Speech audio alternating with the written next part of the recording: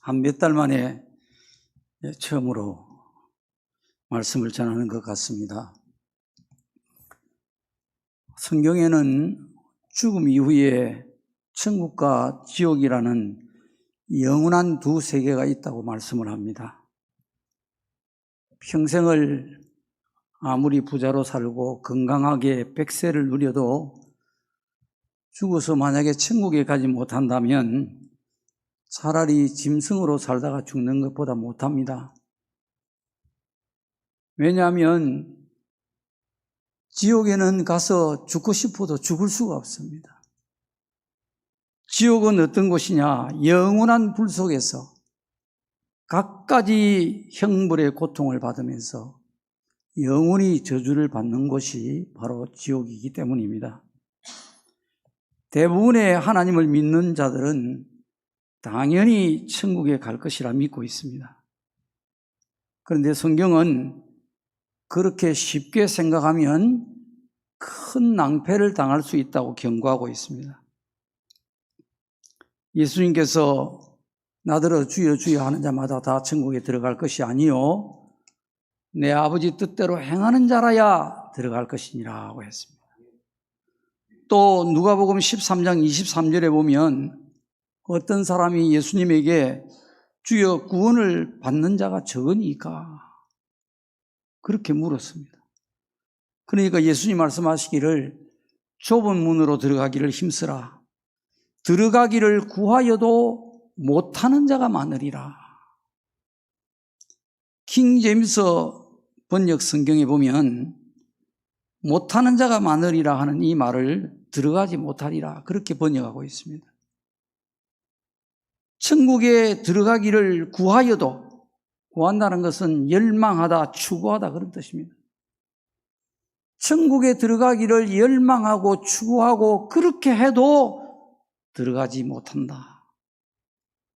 들어가지 못하는 사람이 많다. 그렇게 가르치고 있습니다. 오늘 본문은 우리 예수님께서 우리가 어떻게 믿어야 이 땅에서 복을 받을 수 있고 또 천국에 들어갈 수 있는지에 대한 중요한 진리를 가르치고 있습니다. 17절 말씀해 보면 예수님께서 내가 율법을 폐하러 온 것이 아니고 완전하게 하려 왔다. 그렇게 말씀을 합니다. 율법이 뭐냐? 하나님의 법입니다. 넓은 의미에서는 구약과 신약에 있는 모든 하나님의 말씀이 바로 법이고 율법입니다. 예수님이 이 말씀을 하신 배경이 있습니다. 당시 유대교 교파 중에서 율법을 가장 철저하고 엄격하게 지키는 종파가 바리새파입니다. 이들은 예수님이 율법을 경시하고 율법을 지키지 않는다 해서 예수님을 비난하고 적대시하게 되었습니다. 마태복음 12장에 보면 이런 사건이 나옵니다. 예수님이 안식일에 회당에 가셨는데 한쪽 손 마른 사람이 있었습니다. 바리새인들이 예수님을 고발하려고, 말하자면 촉을 잡으려고 안식일에 병 고치는 것이 옳습니까? 하고 물었습니다. 그러니까 예수님께서 너희 중에 어떤 사람이 양 한 마리가 있는데 그 양이 안식일에 구덩이에 빠졌으면 끌어내지 않겠느냐? 사람이 양보다 얼마나 귀하냐? 그러므로 안식일에 선한 일을 하는 것이 옳으니라. 그렇게 말씀하셨습니다.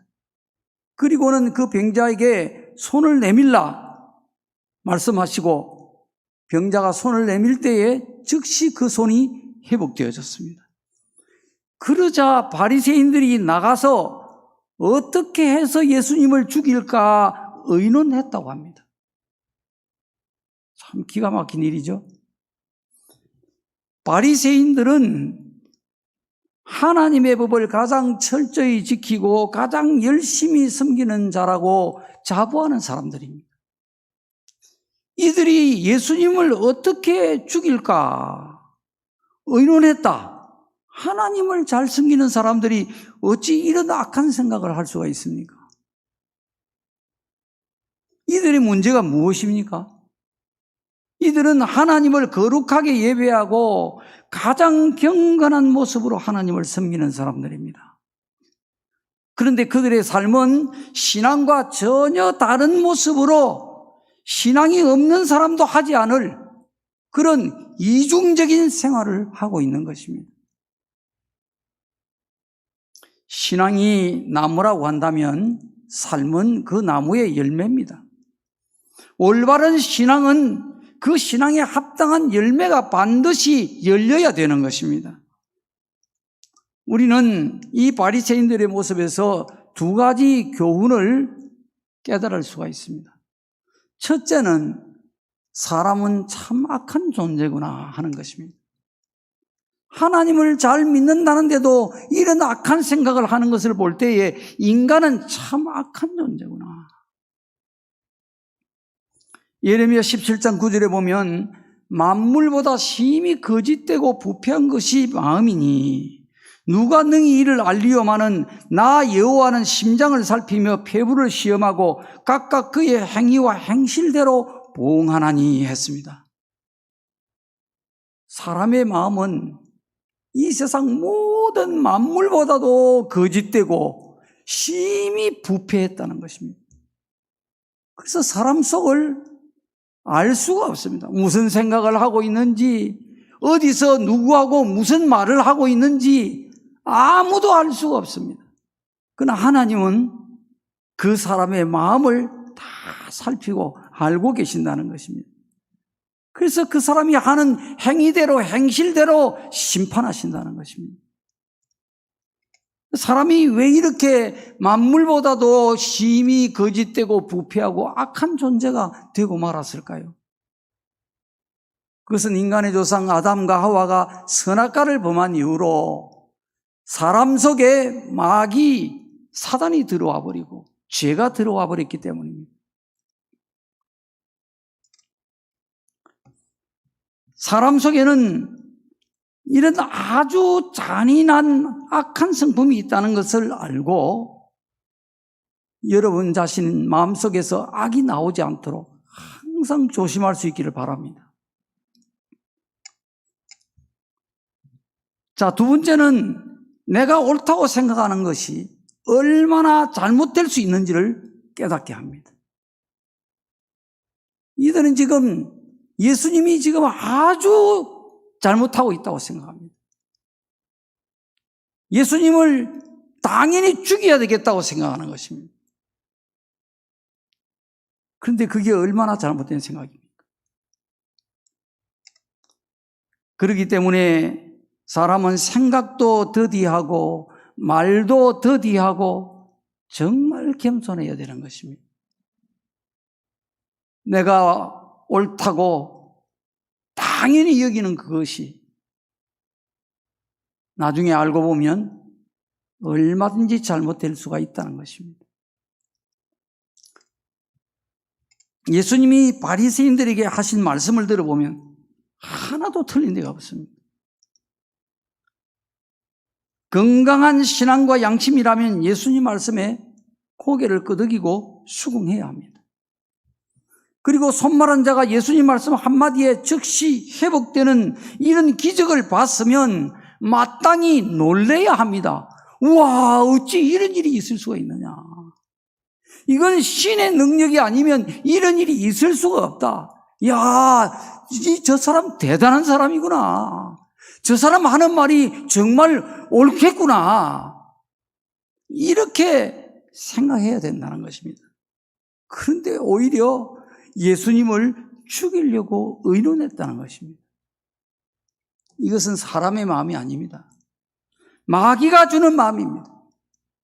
요한복음 13장 2절에 보면 마귀가 가룟 유다의 마음속에 예수님을 팔려는 생각을 넣었다 이렇게 말씀하고 있습니다. 그러니까 이 성경을 보면 사람의 마음속에 마귀가 악한 생각을 집어넣는다는 것을 가르쳐 주는 것입니다. 제 마음속에도 여러분 마음속에도 우리는 전혀 못 보고 모르고 못 느끼고 있지만은 어느새 마귀가 악한 생각을 우리 마음속에 집어넣을 수가 있다는 것입니다. 마귀가 인간에게 주는 마음에는 공통된 특징이 있습니다. 첫째는 자기 뜻을 굽히지 않습니다. 바리새인들은 안식일에 병 고치는 것이 옳지 않다는 생각을 가지고 있기 때문에 예수님이 바른 이치를 가지고 설명을 하고 손 마른 자를 즉석에서 고치는 권능도 보여주셨지만은 예수님 말씀에 귀를 기울이지 않았습니다. 왜 그렇습니까? 마귀가 마음을 닫아버렸기 때문입니다. 마귀가 내 생각과 판단이 옳다는 생각을 마음에 집어넣고 마음을 닫아버리면 하나님 말씀 앞에서도 자기 생각과 판단을 내려놓지 않습니다. 사실은 마음을 바꾸고 싶어도 좀처럼 바뀌지가 않는 것입니다. 왜냐? 마귀가 마음의 문을 걸어 잠가버렸기 때문입니다. 영적으로 말하자면은 마음이 마귀에게 결박을 당해서 완전히 묶여있기 때문에, 감금되어 있기 때문에 빠져나오려고 해도 빠져나올 수가 없는 것입니다. 그래서 하나님은 물어 지킬 만한 것보다 내 마음을 지키라 말씀하시는 것입니다. 마귀가 여러분 마음속에 악한 생각을 집어넣지 않도록 생각을 잘 점검해서 여러분의 마음을 굳게 지키시기 바랍니다. 마귀가 주는 마음의 두 번째 특징은 선과 악을 거꾸로 보게 하는 것입니다. 사람이 마치 물구나무를 서서 보는 것과 같습니다. 다 거꾸로 보이는 거예요. 사실은 상대방이 선하고 잘못이 없어도 그것이 반대로 보이는 것입니다. 왜 그럴까요? 자기가 가지고 있는 자기 선악의 잣대로 보기 때문에 나는 선하고 상대방은 악하다고 보이고 나는 옳고 상대방은 틀렸다고 판단되는 것입니다. 바리새인들에게 하신 예수님의 말씀이나 그 말씀의 억양이나 감정, 표정, 병자를 고쳐주시는 예수님의 마음, 예수님의 모습 이런 것들을 보면 누가 봐도 예수님은 선하십니다. 이와 반대로 예수님을 고발하려고 물어보는 그 바리새인들의 말이나 억양, 감정, 눈빛, 표정, 몸짓 이런 것들을 보면 예의가 없고 교만하고 거만하고 불량하고 악한 것입니다. 그런데도 그들은 예수님을 악하다고 보는 것입니다. 상대방의 좋은 면은 보지 못하고 나쁜 쪽만 보게 되고 자신의 악한 쪽은 전혀 보지 못하는 것입니다. 그래서 선과 악이 바뀌어서 보이는 것입니다. 가정에서도 직장에서도 교회에서도 일어나는 모든 갈등과 반목, 시험과 상처는 이렇게 마귀가 다 선과 악을 바뀌어서 보게 하기 때문에 일어나는 일들입니다. 나는 선하고 상대방은 악하다고 거꾸로 보게 하는 것입니다. 사람은 다 잘못할 수 있습니다. 잘못한 것이 있든지 없든지 간에 손을 내밀고 화해를 구하면 70분의 7번까지도 용서하고 이해하고 예수님의 십자가 밑에서 모든 것을 다 풀어줘야 합니다. 왜냐? 예수님이 우리를 다 풀어주시기 때문입니다. 그런데 한 번 먹은 마음을 절대 굽히지 않고 무슨 말을 해도 귀를 닫고 얼굴을 돌리고 마음을 열지 않는다면 그것은 하나님 앞에서 더 큰 악인 것입니다. 하나님이 우리에게 주신 십자가의 사랑과 은혜를 짓밟아버리는 하나님이 진노하시는 사탄의 독인 것입니다. 그렇게 살면 안 되는 거예요. 상대방이 정말 잘못한 것이 있더라도 마음을 닫고 있는 내가 더 악하다는 사실을 깨닫고 마음을 열고 화목할 수 있기를 간절히 바랍니다.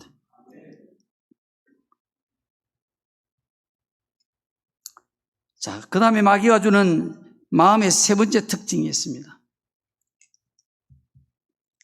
이 세 번째 특징은 뭐냐? 악은 갈수록 더 강해지는 것입니다. 더 부풀어지는 거예요. 자, 바리새인들이 예수님에게 안식일에 병을 고치는 것이 옳습니까? 하고 물었습니다.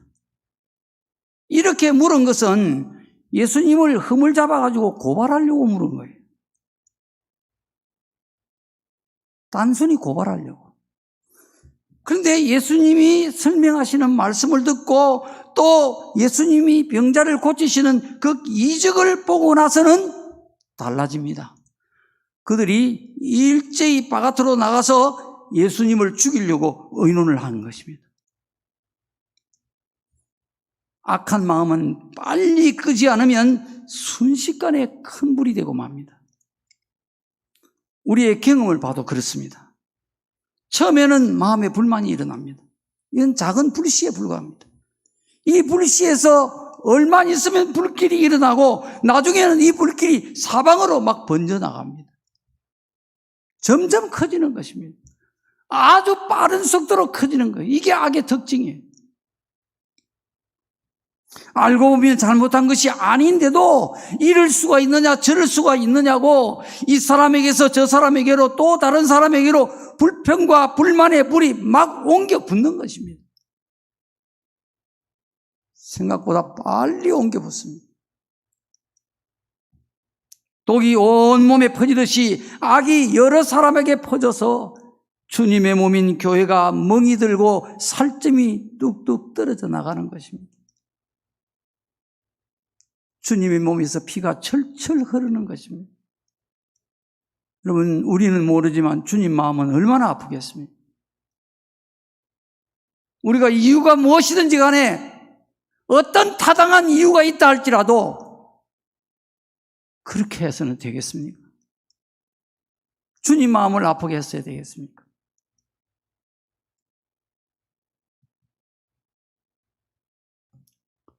이것은 사람이 하는 일이 아닙니다.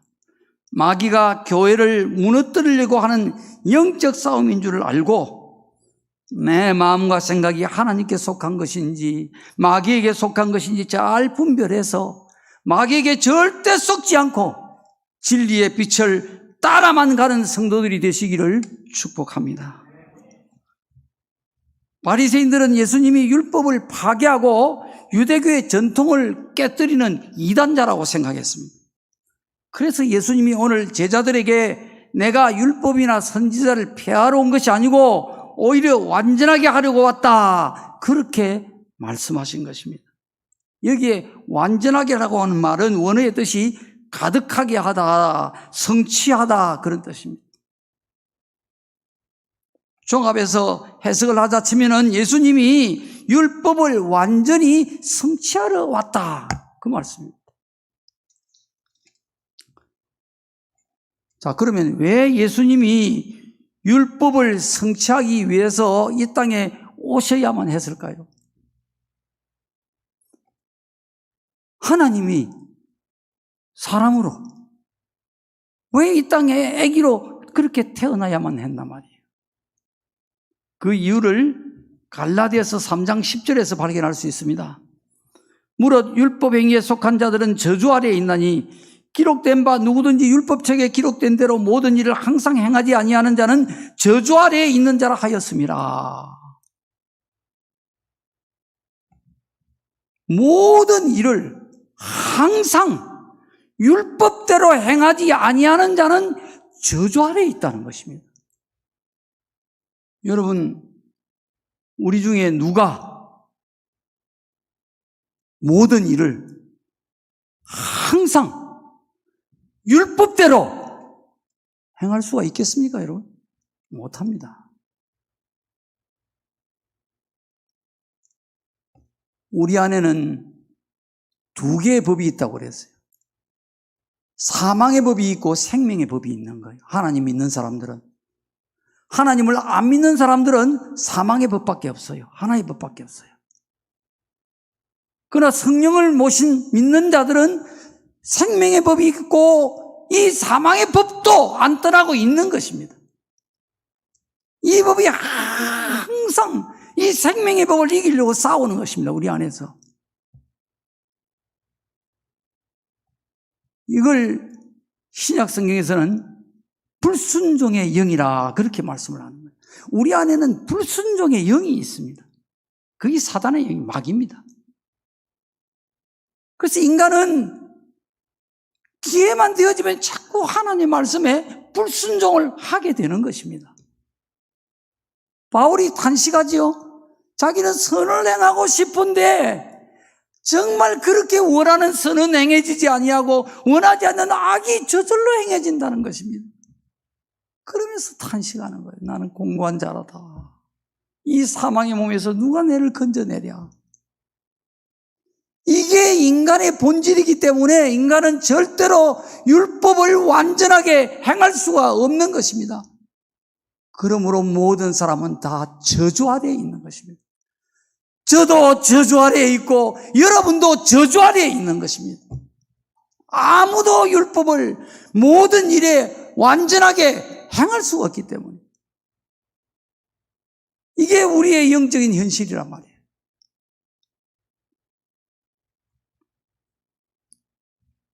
그런데 갈라디아 3장 13절에 보면 반전의 역사가 일어납니다. 그리스도께서 우리를 위하여 저주를 받은 바 되사 율법의 저주에서 우리를 속량하셨으니 기록된 바 나무에 달린 자마다 다 저주 아래 있는 자라 하였음이라. 나무에 달린 자는 저주를 받은 자라는 것입니다. 그래서 예수님이 나무에 달려 죽은 것입니다. 십자가에 못 박혀 죽었단 말이에요. 왜? 저주를 받은 자가 되게 하기 위해서. 우리가 저주를 이미 받았는데 우리 이 저주를 대신 짊어져 주기 위해서. 예수님이 우리가 져야 할 그 저주를 예수님이 저주를 받으심으로 우리를 율법의 저주에서 속량해 주시기 위해서. 속량은 대신 갚아주는 것을 말합니다. 갚을 빚이 없는데도 대신 갚아주는 것을 속량이라고 하는 거예요.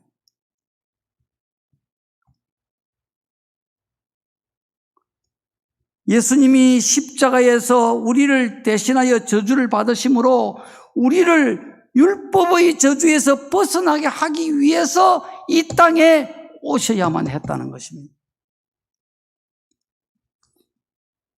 그러니까 예수님은 바리새인들이 생각하는 대로 율법을 폐하러 선지자를 폐하러 오신 게 아니고 십자가에 죽기까지 하나님 아버지 말씀에 순종을 해서 우리에게서 저주를 벗겨주시고 율법을 완전히 성취하기 위해 오셨다는 것입니다. 사람은 어떤 선행을 하고 고행을 해도 율법의 저주에서 벗어날 수가 없습니다. 율법을 완전히 지킬 수가 없기 때문에 영원한 저주인 지옥의 형벌을 다 받을 수밖에 없는 것입니다. 그런데 예수님께서 우리가 받을 이 저주의 멍에로부터 십자가의 죽으심과 부활을 통해서 해방시켜 주신 것입니다. 이 은혜를 우리가 깨달아야 되는 거예요. 이 은혜를 우리가 날마다 생각하고 날마다 감사하면서 살아야 되는 거예요. 우리가 이 어렵고 힘든 이 고달픈 이 죄악이 많은 이 괴로움이 많은 세상에서 어떻게 살아갈 힘을 얻느냐, 동기를 얻느냐, 그건 바로 예수님의 이 십자가의 대속의 은혜인 것입니다. 이 은혜를 생각하면서 우리는 모든 괴로움과 고난을 다 털쳐버리고 이겨내야 되는 것입니다. 그렇지만 우리가 한 가지 맹심해야 될 것이 있습니다. 예수님이 우리를 대신해서 율법을 완전히 성취해 주심으로 우리가 저주에서 벗어났다고 해서 율법이 필요가 없어져 버리느냐? 율법을 지킬 수 있으면 지키고 지킬 수 없으면 안 지키고 그렇게 율법에서 우리가 마음껏 자유해도 되느냐? 그렇지 않다는 것입니다. 18절 말씀을 보면 진실로 너에게 이르노니 천지가 없어지기 전에는 율법의 1.1획도 결코 없어지지 아니하고 다 이루리라. 여기에 다 이루리라 하는 말씀은 원어로 두 가지의 뜻이 있습니다. 하나는 다 된다 그런 뜻입니다. 또 하나는 발생하게 되는 원인이 된다 그런 뜻을 가지고 있습니다. 참 이 히브리어도 그렇고 헬라어도 그렇고 성경의 원어는 정말 하나님 뜻을 정확하게 효율적으로 우리에게 전해주는 놀라운 그런 능력이 안에 있습니다.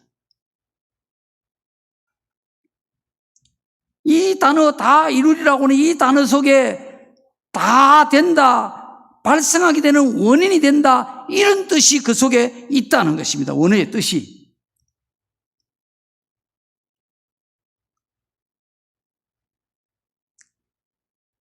천지가 없어지기 전에는 율법의 작은 점 하나도, 작은 획 하나도 절대로 없어지지 않는다는 것입니다.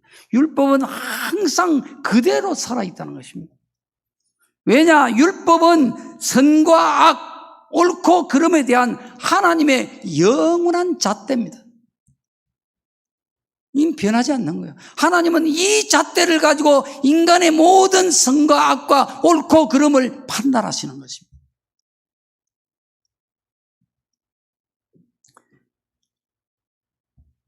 그러니까 하나님은 율법대로 세상을 다스리시고 율법을 가지고 세상을, 인간을 심판하시는 것입니다.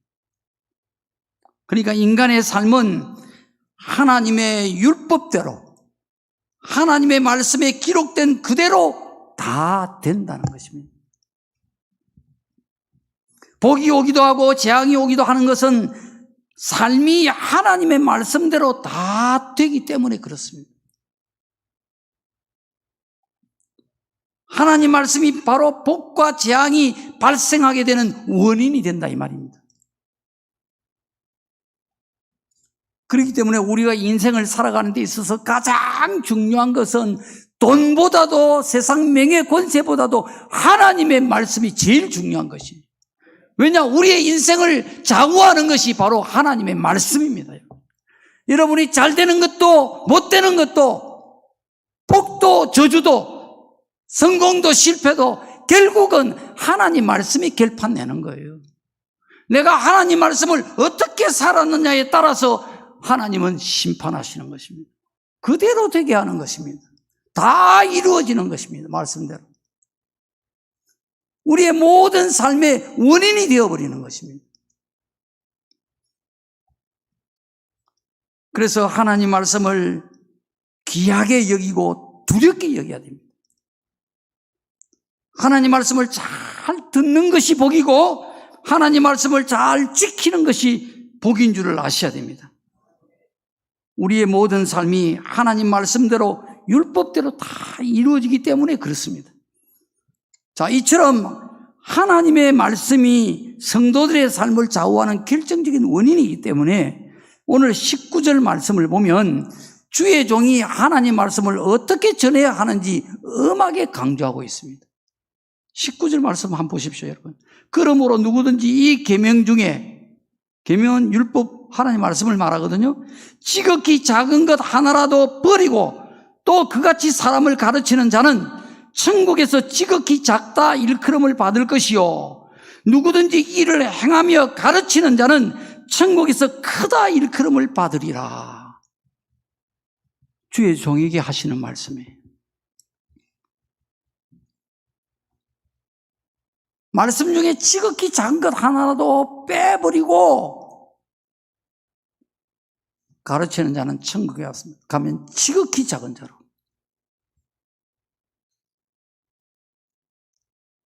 지극히 작은 것 하나까지도 빼지 않고 하나님 말씀을 그대로 전하는 자는 천국에서 큰 자로, 이렇게 불려지게 된다는 것입니다. 자, 그런데요, 목사가 이렇게 설교를 하려고 하면 참 어려운 문제가 생기는 거예요. 디모데후서 4장 3절에 곤란한 말씀을 합니다. 때가 이르리니 사람이 바른 교훈을 받지 아니하며 귀가 가려워서 자기의 사욕을 따를 스승을 많이 두고 또 그 귀를 진리에서 돌이켜 허탄한 이야기를 따르리라. 이런 때가 온다는 거예요. 이때는 어떤 때입니까? 악한 때입니다. 말세를 말합니다. 우리가 살고 있는 이때는 정말 이제 말세입니다. 정말 악한 때예요. 자, 이때는 주의 종이 하나님 말씀을 빠르게 전해도 내 마음에 맞지 않으면 안 듣는다는 것입니다. 듣기 싫다는 것입니다. 왜 그런 설교를 하느냐고. 하지 말라는 것입니다. 하나님 말씀이 은혜가 안 된다 해서 자기 욕심을 채워줄 주의 종을 찾아서 여기 갔다 저기 갔다 스승을 많이 두는 것입니다. 말세는 목사가 성도들로부터 인기가 있고 교회가 부흥이 되려고 하면 성도들이 듣기 좋은 설교를 하지 않을 수가 없게 되는 것입니다. 이게 모두 다를 불행하게 하는 것입니다. 힘들고 부담되는 설교를 하면은 딴 데 보고 고개 숙이고 아예 눈을 감아버립니다. 그리고 나중에는 다른 스승을 찾아 교회를 떠나버리는 것입니다. 처음 온 사람들은 축도하기도 전에 가버립니다. 힘든 설교하면. 그러니까 주의 종이 이런 말씀은 교인들이 안 좋아하겠지, 잘못하면 시험 들겠지, 그래서 안 하고 빼버리고 이렇게 주의 종이 마음대로 조정을 한다는 것입니다. 설교를 하더라도 살짝 건드리고만 넘어가는 것입니다. 그러면 성도들이 좋아하고 은혜를 받고 교회가 부흥이 될지는 몰라도 천국에 가면 지극히 작은 자라고 불려지게 된다는 것입니다. 비록 교인들 중에 듣기 싫어하고 설교하는 도중에 나가버리는 사람도 있고 불만을 털어놓고 시험에 빠지는 사람도 있을지라도 성도들이 신앙이 바르게 자라고 세상에서 소금과 빛의 사명을 다하게 하기 위해서는 이 말씀을 꼭 전해야 되겠다라고 전하는 사람은 천국에서 큰 자로 불려지게 된다는 것입니다. 성도들이 듣기 좋은 설교를 잘해서 은혜를 받고 교회가 부흥이 되면 어디에 가도 큰 목사로 대접받고 유명한 목사로 또 목회를 잘한 목사로 알아주겠지만은 천국에서는 지극히 작은 자라고 주님께 책망을 받는 부끄러운 목사가 되고 마는 것입니다. 우리 조상훈 목사 절대 그런 목사 되지 마세요. 하나님이 되지 말라고 미리 이야기를 하셨어요. 우리 조목사한테. 너는 사람을 모으는 목회를 하지 말고 사람을 세우는 목회를 하라 하고 하나님이 말씀하시죠. 본인에게. 자, 그러면요, 그런 편안하고 듣기 좋고 가만히 앉아만 있어도 은혜가 되고, 자, 이런 목사의 설교를 듣고 우리 목사님 설교 잘한다고 은혜 받고 그렇게 신앙생활을 한 성도들은 천국에 가면 어떻게 될까요?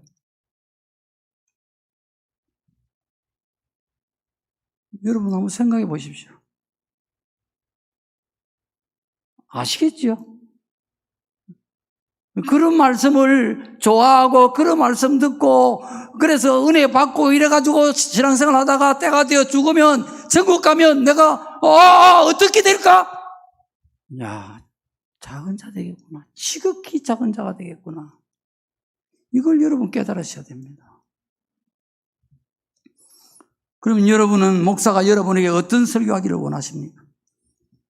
그것은 여러분이 천국에서 영원히 작은 자가 되느냐, 영원히 큰 자로 살게 되느냐를 결정하는 중요한 선택이 되는 거예요.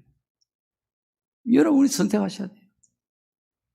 지금도 그렇고 앞으로도 그렇고 우리 조상훈 목사가 이런 설교를 해주었으면 좋겠다. 나는 이런 설교 참 듣기 좋다. 이런 설교는 듣기 싫다. 이걸 여러분이 이 진리의 말씀을 기초로 선택해야 된다. 결정해야 된다.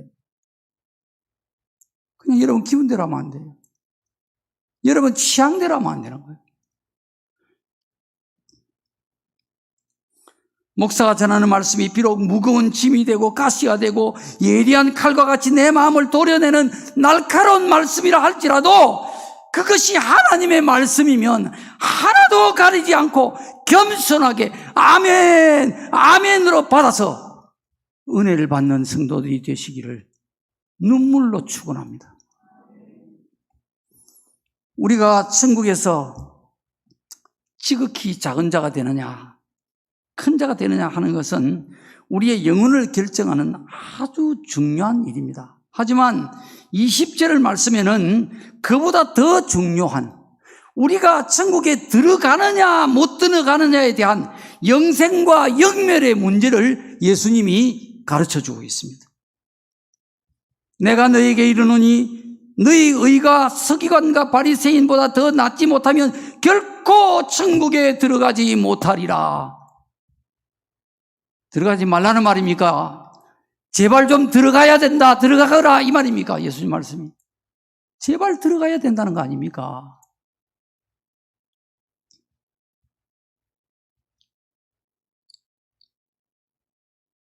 예수님을 믿으면 구원을 받았다고 믿습니다. 천국에 간다고 알고 있습니다. 내가 10년을 믿었는데 20년을 믿었는데 30년, 아니 모태신앙인데 내가 목사인데 장로인데 내가 권사인데 집사인데 그러니까 나는 천국 갈 것이다. 예수님은 아니랍니다. 그것 가지고 안 된다는 겁니다. 여러분 누구의 설교도 믿으면 안 돼요. 오늘 성경에 있는 이 말씀 이대로를 여러분이 믿어야 사는 거예요.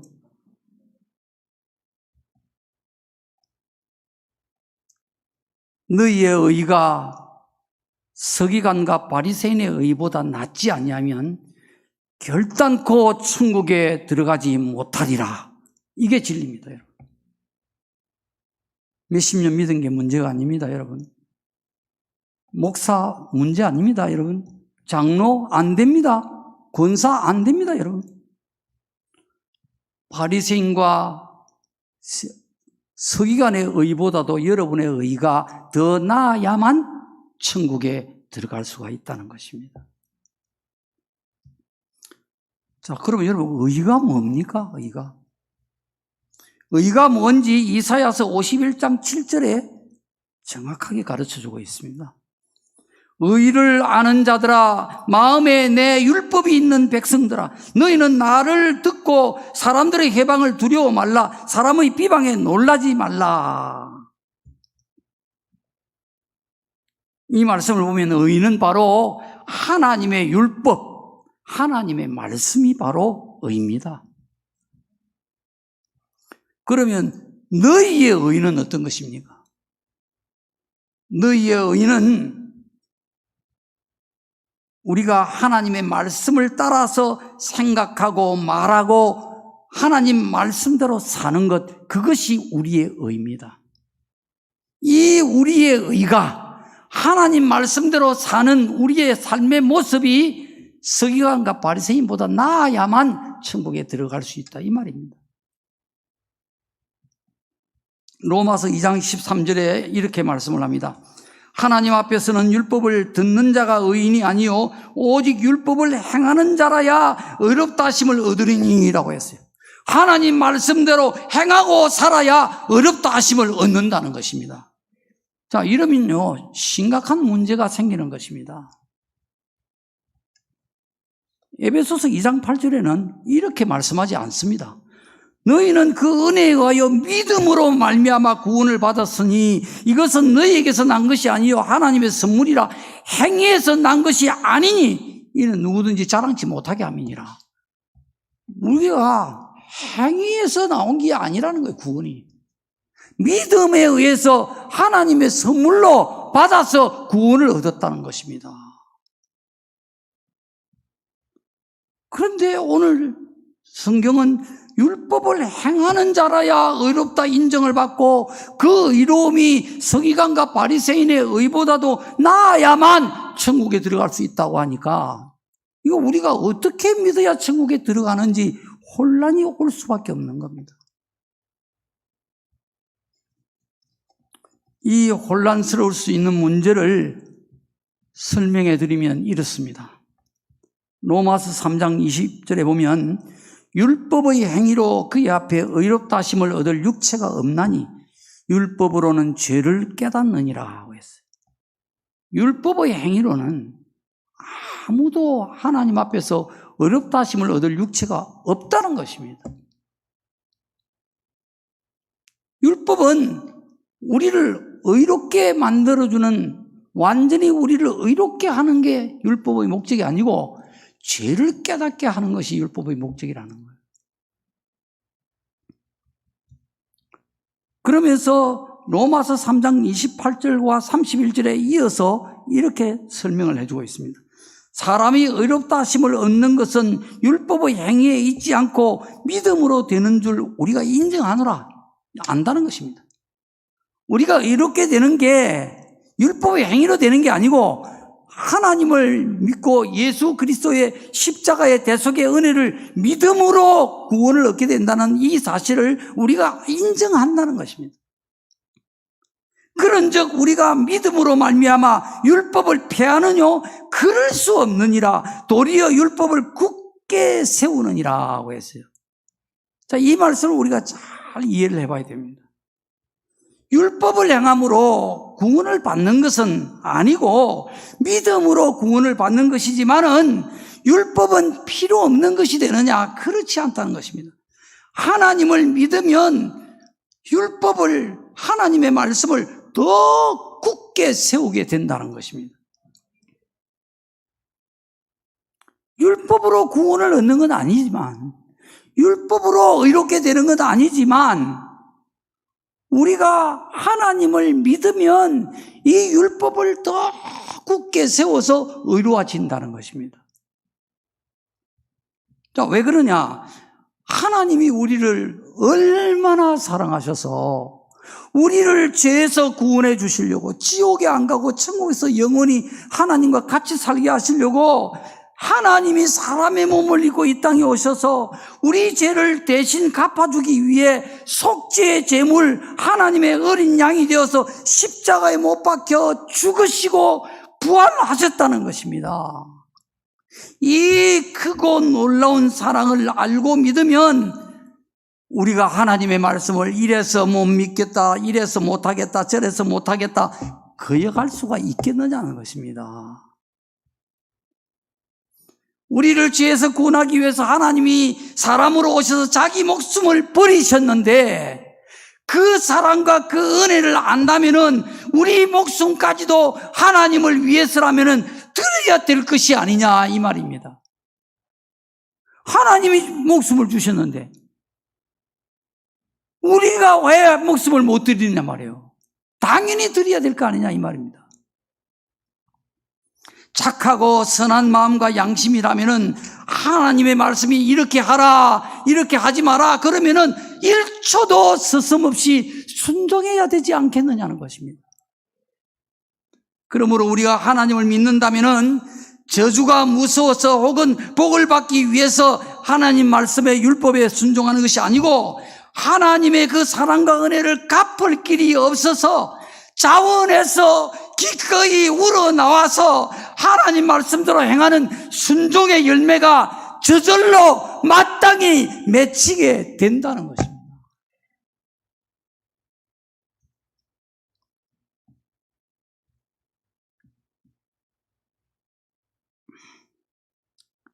그것이 바로 야고보서 2장 14절에 나오는 내 형제들아 만일 사람이 믿음이 있노라 하고 행함이 없으면 무슨 유익이 있으리요? 그 믿음이 능히 자기를 구원하겠느냐?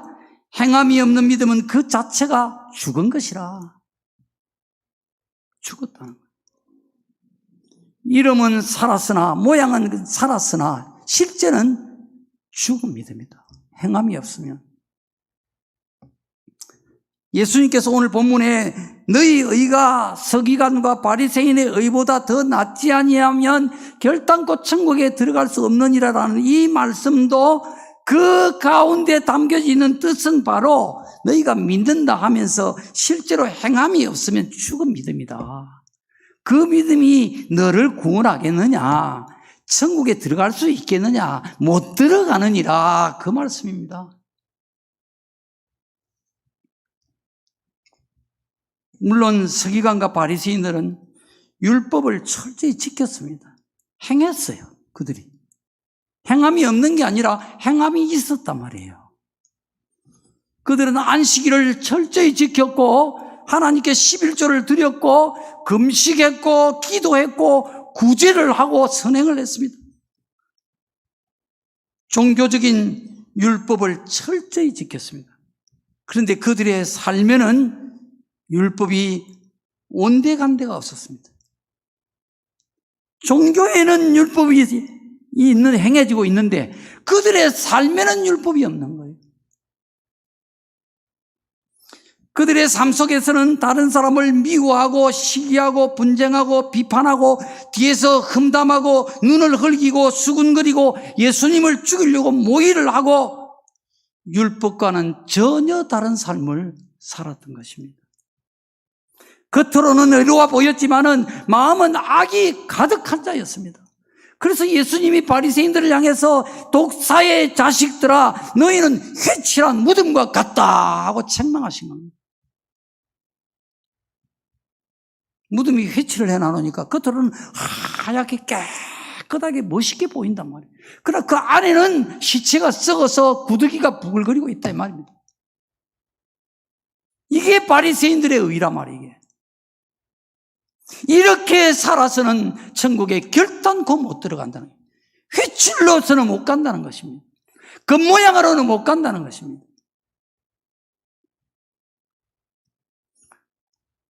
우리가 주의를 지키고 하나님께 11조를 드리고 감사 예물을 드리고 구제 헌금을 드리고 헌당금을 드리고 교회를 위해서 봉사도 하고 잘하는 것입니다. 이건 하나님 말씀을 지켜서 행하는 것입니다. 의로운 것이에요. 그러나 이것만으로는 천국에 가는 길이 부족하다는 것입니다. 이것은 종교적인 율법을 지키는 것이고 서기관과 바리새인의 의에 해당하는 것입니다. 이보다 더 나은 의가 우리에게 있어야 한다는 것입니다. 그래야 천국 갈 수 있다는 거예요. 가정에서나 직장에서나 교회에서나 모든 사람과의 관계 속에서 삶 속에서 하나님 말씀대로 의로운 열매를 맺어야만 그것이 참된 믿음이요 자기를 구원할 수 있는 믿음이요 생명에 있는 믿음이요 천국에 갈 수 있는 믿음이라는 것입니다. 그러나 이게 말처럼 쉬운 게 아니란 말이에요. 사람이 타고난 성품이 바뀌고 하나님의 성품을 닮아서 정말 의의 열매를 나타내고 하려면은 오랜 시간이 걸려요. 하나님 말씀대로 살고 싶지만은 잘 살아지지가 않습니다. 그렇다고 낙심하고 우리가 포기해야 되느냐? 그렇지 않습니다. 예수님은 우리의 의가 바리새인보다 더 나아질 수 있는 비결을 누가 기도를 비유로 가르쳐주고 있습니다. 누가복음 18장에 보면 비유입니다. 비유. 예수님이 비유를 드신 거예요. 바리새인과 세리 두 사람이 성전에 기도하러 올라갔는데 바리새인은 서서 따로 기도하기를 하나님이여 나는 다른 사람들 곧 토색, 불의, 간음하는 자들과 같지 않고 이 세리와도 같지 않음을 감사하나이다. 나는 일에 2번씩 금식하고 또 소득의 11조를 드리나이다 하고 세리는 멀리 서서 옆에 오지도 못하는 거예요. 멀리 서서 감히 눈을 들어 하늘을 쳐다보지도 못하고 다만 가슴을 치며 이르되 하나님이여 불쌍히 여기소서. 하나님이여 불쌍히 여기소서. 나는 죄인으로소이다 하였다는 것입니다. 내가 너희에게 이르노니 이에 저 바리새인이 아니고 이 사람이 의롭다 하심을 받고 그의 집으로 내려갔느니라. 예수님이 말씀하신 거예요. 예수님은 이 세리를 더 의롭다고 말씀하신 것입니다. 왜 세리를 예수님이 의롭다고 하셨을까요?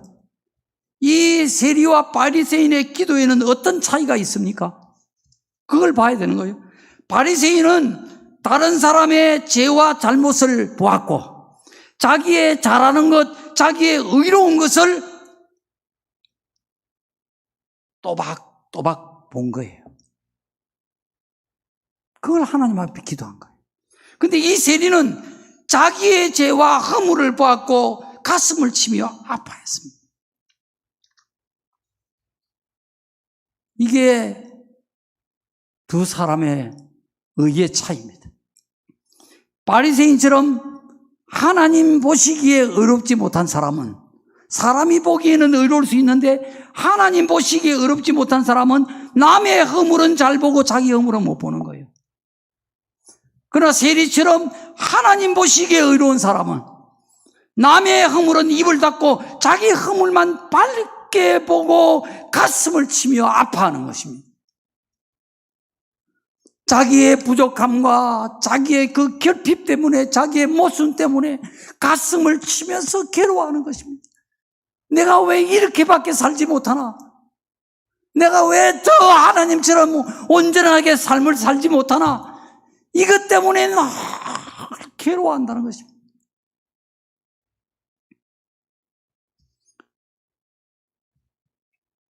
의롭지 못한 사람은 자기를 의롭게 여기고 다른 사람을 죄인이라고 생각합니다.